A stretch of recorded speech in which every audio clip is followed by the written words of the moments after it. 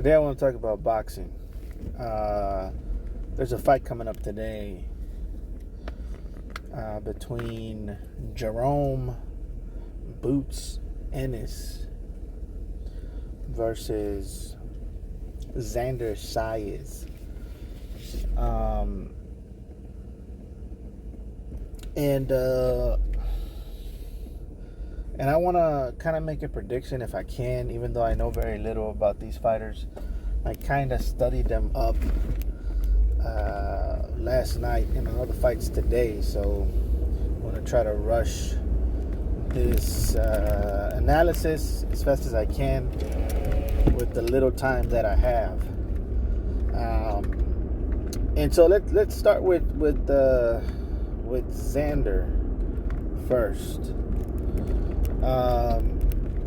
Xander is a fighter that I would say his strength is speed and combinations. Also, he knows how to find openings with those combinations, which is very good, because if you manage to master a style like this, you can create your own openings and create your own offense. You know, instead of just waiting for your opponent and constantly just wait for a counterattack. You know, Xander seems to be mastering, and I don't know if he's mastered it yet, but he seems to be working on that style, which is combination building. If you want to study other boxers that do this, I would recommend someone like Marquez, Juan Manuel Marquez, and another guy is I forgot his name, from Britain. He throws a lot of combinations, and he beat Roy Jones and all of these other guys.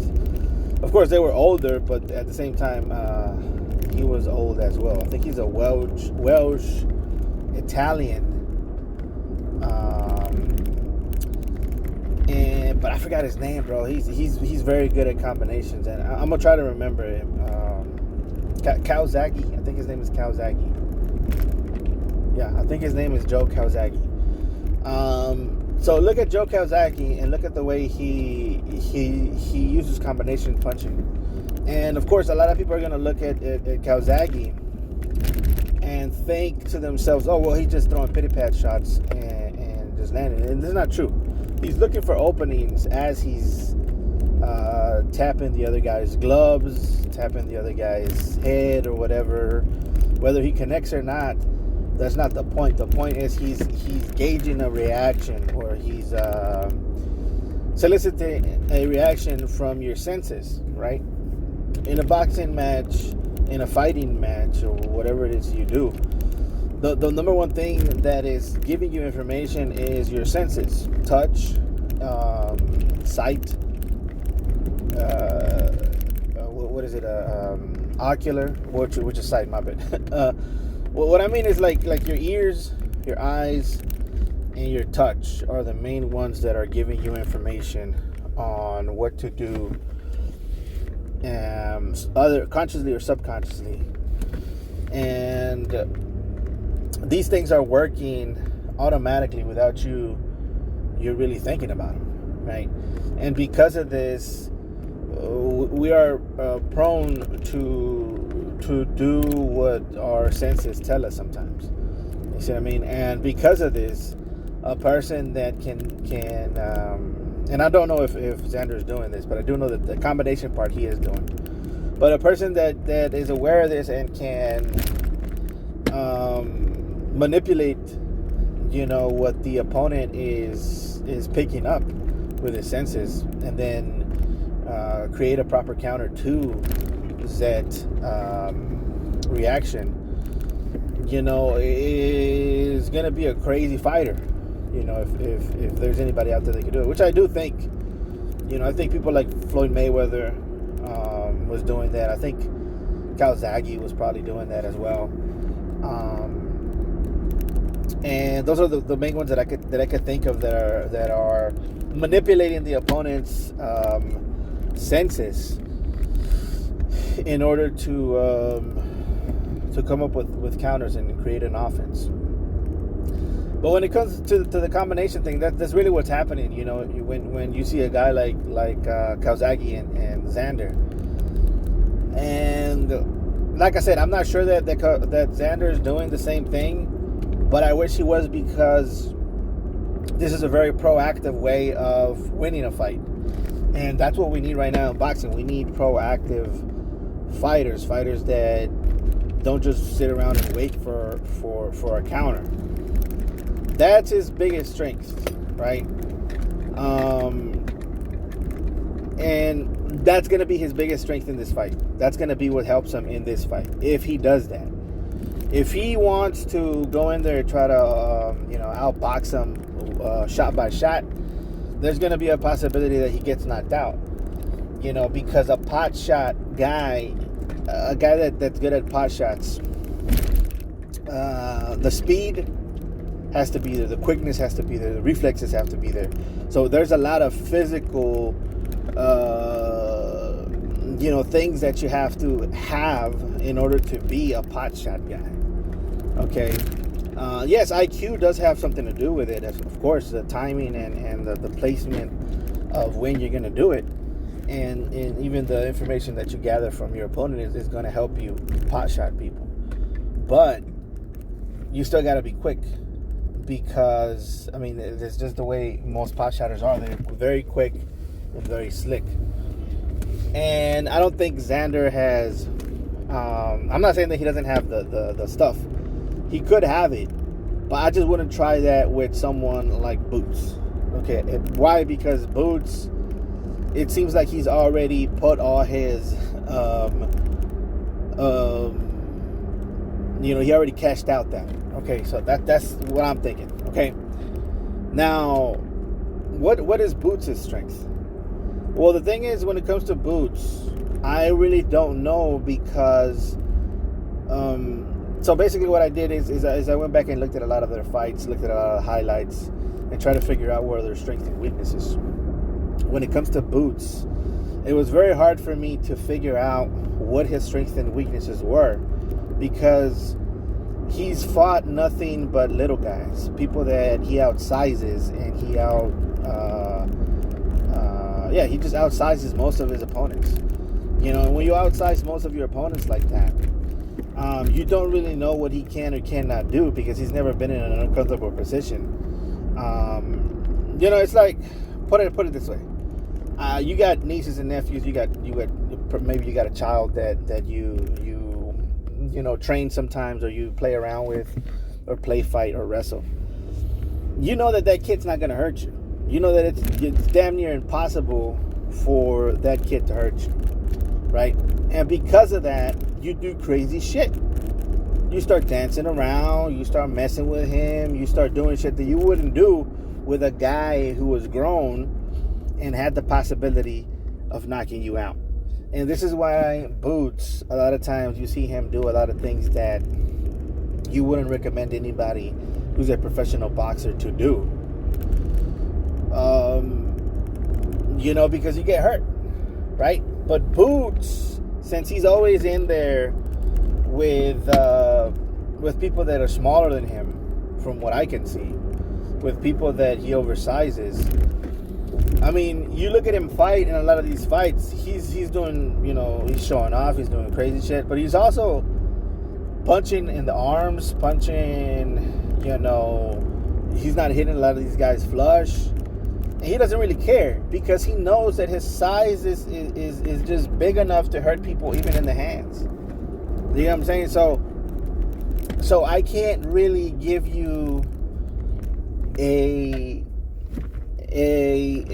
weakness or a strength for Boots, because I haven't seen him have to use really any skills. Okay, I know that sounds bad, or it sounds like I'm trashing him or something like that, but I'm just telling you, what I've seen from his performances. I can't really tell you what his skills is. These two guys, they have taken different paths in their careers and different, just ways of approaching their path.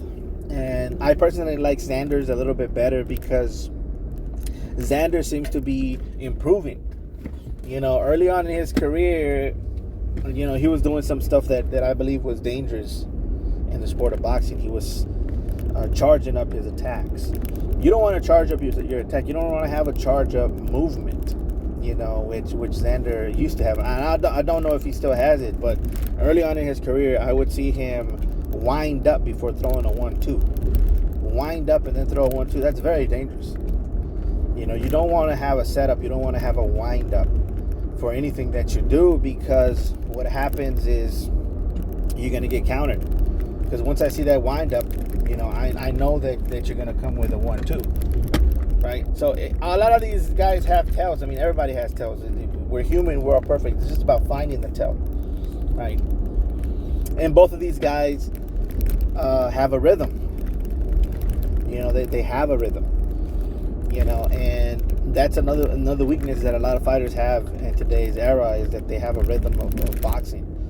And if you look at Floyd Mayweather, he had a rhythm, but he switched it up. He had several different rhythms that he switched up between to throw off his opponent. And you could even hear him saying that when he's talking about fighting, he tells people, "Oh, you got to, try not to get in a rhythm. Try not to be so predictable with your feet or with your hands, and change it up. Change it up so that you won't get caught by somebody who's already timing you." And studying these guys, I could kind of predict, because that's what I like to do. I like to see if I can predict when they're going to throw what. Both of these guys have weaknesses in that sense. I would say Xander early on in his career was a little bit more glaring, because he would go like 1, 1, and then 1, 2, 3, 1, 1, 1, 2, 3, 1, 1, 1, 2, 3. He kept doing that. Now he kind of still does, but what happened with Xander is that he has more variations, and he doesn't just throw 1, 2, 3s. Like I said, he's a combination fighter, so he builds combos and he opens up his opponents by throwing more punches. So what you do with a guy like that is you got to figure out his initial beat and stop his initial beat. So his initial beat is 1, 1. Once you got the 1, 1, you have to know how to counter that 1, 1. Don't let him land that jab. Don't let him get comfortable with it, and come up with different movements around the jab so that he won't be sure about the combination that he's going to throw. Okay. Boots has a beat as well, and his beat is more it's kind of the same, right? But it's a little different with the rhythm. But the thing about Boots is, like I said, he just hasn't faced a guy who can match him physically, and that really is my question. What happens when he fights a guy his size? What happens when he fights a real threat? And to be honest with you, this is his first fight that he's going to have that's of any significance. The biggest fight of his career is about to happen right now, and it's against a young, up-and-coming fighter. To me, that's crazy, because at his age, fighters from the past were already, doing great things in the sport of boxing. And when it comes to Boots, he's just now getting his big fight, and it's against a guy who may not be experienced enough to beat him. Now, what's my prediction for this fight? I think that if Xander can throw combinations and build combos with the combinations, the way he seems like he's doing, he can beat Boots by decision. Okay, if he does that, he's not gonna knock Boots out because Boots is big and strong, and he's always been big and strong. And he's always faced people that are smaller than him, and he's just used to it like that. Yeah, he could beat him like that, but I feel like Boots. I feel like Boots is gonna overpower him. I feel like Boots is going to eat a lot of those shots and keep moving forward. And yeah, I feel like Boots has a chance. And I'm going to lean towards Boots.